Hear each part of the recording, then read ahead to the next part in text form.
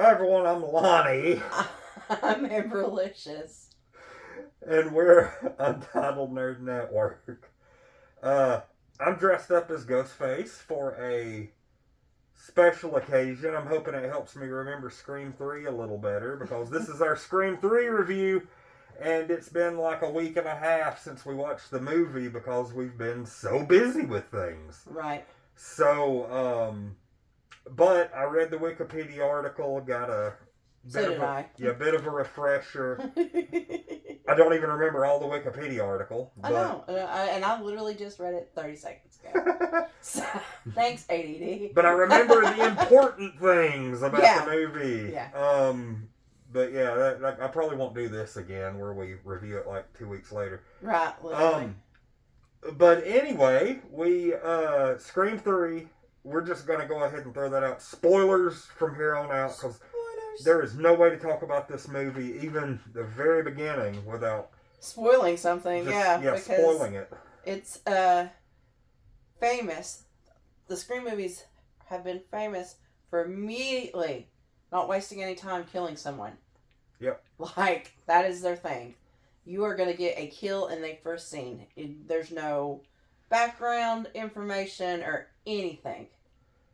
And they did this with this movie. So, who was the first kill? Do you remember? Cotton Weary. It was Cotton, and I was so sad. That was because I like Cotton. because it really sucked. Because as soon as it was focusing on him at the beginning of the movie, he has gone on since the end of the second one and become famous. You know, starring in TV shows, movies, interviews. Nice place in Los Angeles, I think it was Hollywood. You know, had a beautiful wife, big house, all the perks all that come the with stuff. fame.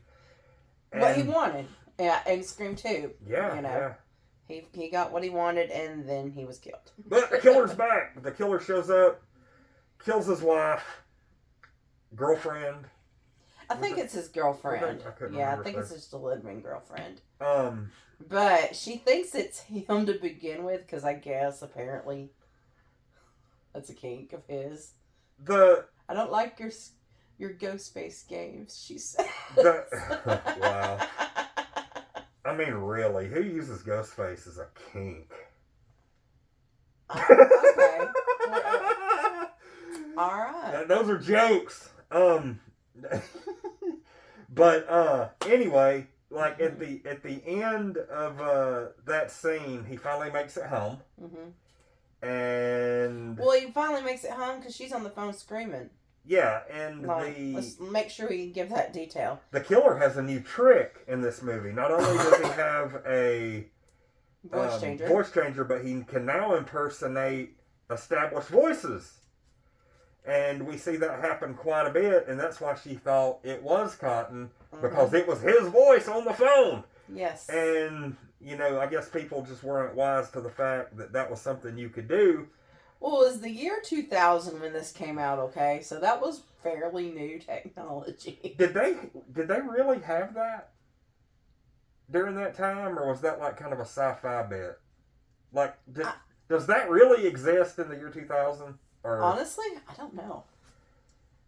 I don't either. Like, I feel like it's the year 2000 and it should exist because the year 2000 have lots of weird shit like that. In the year 2000? I know, the year 2000. The millennium. 24 years ago, no doubt. Interestingly enough, this was actually... I saw this movie in theaters. It was a first date that I went on with somebody. Interesting. So I was like, yeah, that really was. But, ironic enough, as much as I love these films, I've never seen one in theater. Okay. Well, Scream 3 is the only one I've seen in theaters. The only one. First two were on VHS, third one's in theaters, and I've not seen 4, 5, or 6. Interestingly enough, Scream 6 is on sale on Vudu right now for $5. But, anyway, Sydney is now working at a women's abuse crisis hotline, and is kind of hiding out. Yeah, she's like in the middle of nowhere on lockdown. As she should be after the first two movies. I would be too, because at that point you're just thinking constant target behind your back. Yeah, because you've survived so many tragedies at this point. You probably think your chances are running out. Your good luck's running out, so might as well just keep the whole thing on lockdown. Just when's the next one coming? Yes. Like, as long as I was alive, I would always be looking around every freaking corner at that point. Mm-hmm. But after Cotton gets killed at the beginning of the movie, word spreads. Gail Weathers pops up in Hollywood. Well, that's not why she pops up. But she pops up after the first murder on the set of Stab 3. After the fact? Yeah, she doesn't pop up after Cotton. Again. Right. She pops up after the first... and then it's, they're killing them off in Cast Order 2. I don't remember which one was first, though. Whoever was... Was it Sarah Michelle Gellar? No, I thought she was in the second one. Wait. Jenny McCarthy. Yeah, Jenny McCarthy. But I don't think she's the first... Is she the first one killed? Can't remember. I think so, yeah, actually. Anyway. Really quick, as we're talking through this movie, keep in mind that this movie, to me, had the best beginning of all three movies, but to this point is easily the worst of the three. And I'll tell you why. Thanks to the Wikipedia article. I read it. Yeah. And it's, they toned down the horror tint and the murders and the violence because it was right after Columbine. Oh, I didn't read that part. Yeah, it was right after Columbine, so they were just like, oh, let's just make it more comedic. And there was more comedic moments in this movie. I did read that they had a ton of last minute script rewrites. Yes. Some of them on the day of shooting. Yep, that too. That's another reason it suffered, is because the original screenwriter for the first two was not on there, and the person that took it over was just ignoring all his notes and doing their own thing. And like you said, there would be some days, here's the new script. This is what we're shooting today.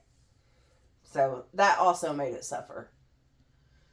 It's not a terrible movie, but it's definitely not the best one. Yeah. Now, this sucks because I'm starting to get parts of 2 and parts of 3 mixed up. The van scene where the guy gets pulled into the van, that was the second one, right? They were at the college. Yes. Okay, so now I've got to remember. Second one was at college. Third one's in Hollywood. Yes. The third one is in Hollywood, and it's centered around Sydney's mom. Yes. Her mom apparently had a past, was in a bunch of old B horror movies. The big plot twist is that the killer is actually Sydney's long-lost brother. Yep, her half-brother. Because apparently Sydney's mother, while making those movies, was raped in Hollywood by important directors and whatever, and she ended up pregnant. It was basically one of those predatory casting parties. Yep. Something like that. Mm-hmm. And of course, he didn't get the life and everything. Right. Well, he showed up and she rejected him because it was a reminder of the trauma. Yep. And she just didn't want to be reminded. And he didn't like that. Yeah, that rejection is something else. He is the one that showed Billy Loomis that Sydney's mom was fucking his father. Yeah. And that's what started it all. It all came full circle from the pilot. It all came full circle. I will give... That was pretty good. That was a pretty good plot point. I'll say this movie did a really good job, even though there wasn't a nostalgia factor to it, because this movie came out, 4 years after the first one? Yeah, 3. Yeah, they were making these movies once a freaking year almost at this point. And, but one of the cool things, especially like I was kind of looking through it through nostalgic glasses, but yeah, was the movie sets looked practically identical to everything that was going on in the first movie. Yeah, I did like that. Sydney's home, and that really messed with her because while she's running from the killer on the movie set, she's running into all of these places that she's already been and chased from this killer vibe. Yeah, she's having to live this all over again. Literally living it all over again. She's having flashbacks of her and her ex-boyfriend who tried to kill her. Mm-hmm. She's having all of these memories float to the surface. It's not really a good thing for her. I will say a little thing that I noticed and I pointed out while we were watching it. I really liked how she still had the letters of Jerry O'Connell's character from the second movie. She was still wearing them in his honor. Yeah, because towards the end he gave her the thing. Yeah. That was really cool. That was neat. It makes me wonder how many Easter eggs are in these movies that I just don't catch. That you just don't catch, yeah. Now, I will say, they tried to... Patrick Dempsey, a.k.a. McDreamy, for those who watch Grey's Anatomy, plays a detective in this movie. And they really try to paint him as the one who's doing the killing. Oh, 2/3 of the way, at the end of Act 2... I would have 100% bet money that he at least had something to do with it. Yeah, he was. No, not at all. Not at all, actually. I was actually really happy that Dewey survived. Yes, and he proposed to Gail. Yep. So they've got all that stuff going on. Like at the end of the movie, but they were supposed. The reason it ends like that is it's supposed to be a trilogy, and then they decided not to have it a trilogy. Well, it was. I mean, that's the reason it wraps full circle. Yeah. It was intentionally meant to be a trilogy, and like most things in Hollywood, let's make some more money off this. They went back to the gold pile 11 years later. Right. Yeah. Which. Personally, I do agree with. I think that was a really nice thing. I don't know a whole lot about the 5th and 6th ones, but I see those as kind of unnecessary because just knowing the tiny little bit of info that I know about the cast, like most of the cast doesn't, or if any, shows up. It's like a whole new group of people in the 5th and 6th one, and I'm just like really, the characters is what makes this. Yeah, it is, absolutely. Like, the villain's interchangeable. Any damn body can be Ghostface. Right, yeah. But I can be Ghostface, see? I'm fucking dead. Oh no, my little chin flap fell out. But, let's see, I'm trying to think of, did I have a favorite kill in this movie? And I did probably Cotton's killing at the very beginning, but well, it's the one that affects you the most. Yeah. It's like, God dang it, they killed Cotton. I feel like most of the people who died in this movie, they weren't established characters, so it didn't matter. Yeah, it was because they were killing off the cast. It was almost like at the end of Infinity War. And, all the original Avengers were still left after everybody got snapped away. Yeah. So it's like, oh, okay. So, I mean, you cared a little bit for these characters that got killed, but, nobody really established besides Cotton got killed. And it was like they set it up. And then it's like we said, the gore and stuff was toned down anyway. Yeah, everything was. So it wasn't like...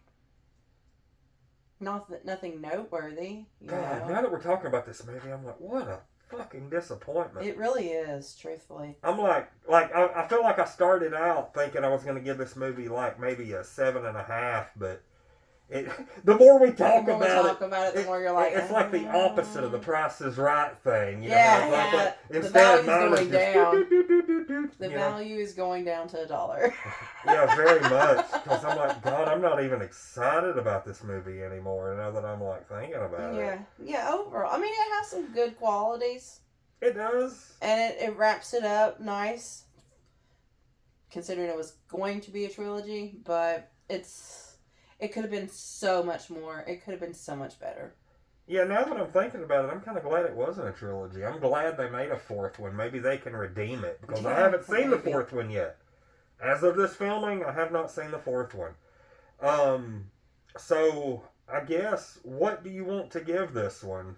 This Hollywood ridden scream? I'm gonna give it. I think I'm gonna give it a 7.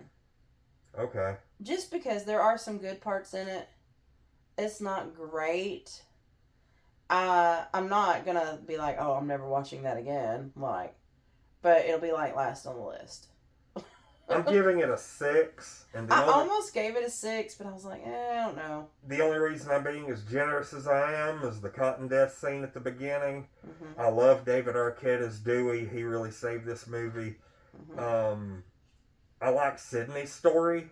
Yeah. And I do like the story of, her mom being in Hollywood and all that. I love that. Yeah. It just wasn't gory enough for me. It's a slasher film. It's supposed to be a slasher film. Yeah.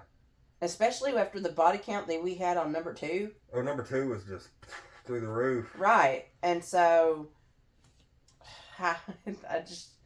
that's what's disappointing for me. The story was great, but God, it could have used so much more gore and kills and violence. Yeah, but they toned it down because of a school shooting. Look, I'll say, like... But I mean, to be fair, when that happened, that was still like, oh my God, I can't believe this happened. 1999 to 2004 was a really weird time about Hollywood being so reactionary to tragedy. Mm-hmm. Kind of like in, Spider-Man released in 2002. Mm-hmm. And one of the promotional posters was a helicopter strung up between the 2 towers. Mm-hmm. And that was also the very first teaser trailer for Spider-Man, was these guys robbed a bank, were flying through the city, and got caught in the web. Mm-hmm. And they didn't allow, Sony buried that image and, didn't even allow people to use it, acknowledge it. Mm-hmm. Or anything for years after that. Yeah.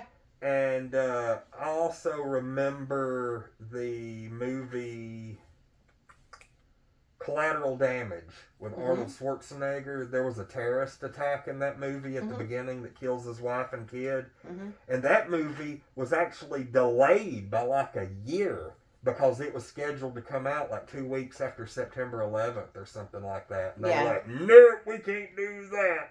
Yeah, it's too much.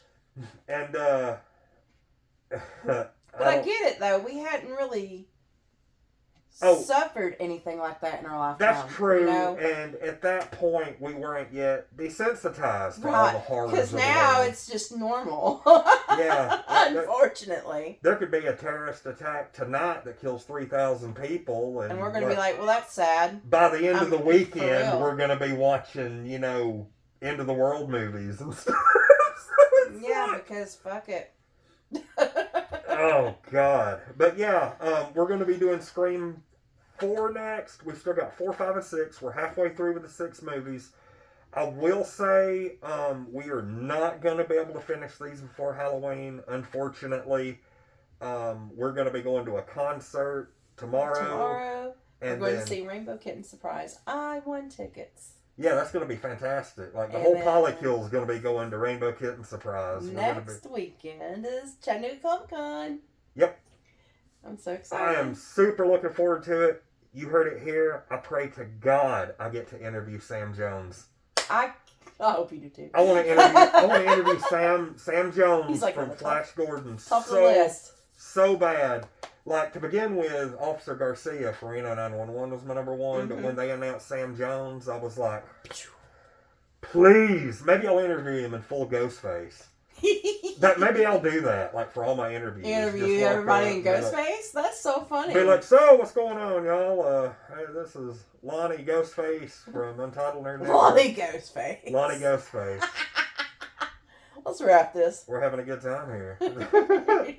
But yeah, if you're in the area or can make it out, come see us at Chattanooga Comic Con next weekend, the 27th.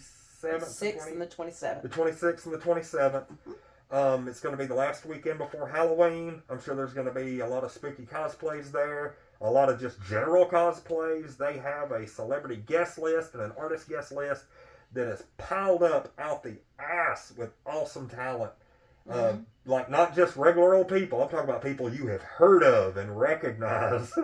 Right, yeah. Like, a fantastic convention that I'm very much looking forward to.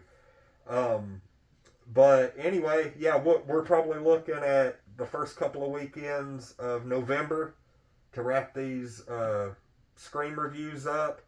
And I'd kind of like to start doing some regular old movie reviews, you know. There's like all kinds of stuff. I watched the movie Brothers that is brand new that just came out on Amazon Prime starring Peter Dinklage and Josh Brolin. Marissa Tomei's in it. Glenn Close is in it. Nice. I watched it for the first time last night, and it was one of the funniest comedies I've seen in like 6 months or more. And I've been watching a lot of them lately. What was that scary movie we watched with Glenn Close? Oh, crap. What was the name of it? It was on Netflix. It was so good, too. I wanted to say it was called The Departed, but that wasn't it. No. Yeah, the scary movie with Glenn Close is she plays the mother of this woman who lives in a place. She has a couple of kids, and this, like, a presence in the house just totally starts screwing with everything. And child protective services are just constantly watching her. And it's The Deliverance. The Deliverance. I knew it was The D. Yeah. The D. The D. That sounds like a kind of horror movie I want to watch. I'm dead. But, yeah, it ended up being a really good movie. I'd almost like to do a review on that, but it's been too long. I'm not doing that again. Okay, yeah. Anyway, I'm Lonnie. I'm Amberlicious. And we're Untitled Nerd Network. And we'll see y'all next weekend at Chattanooga Comic Con.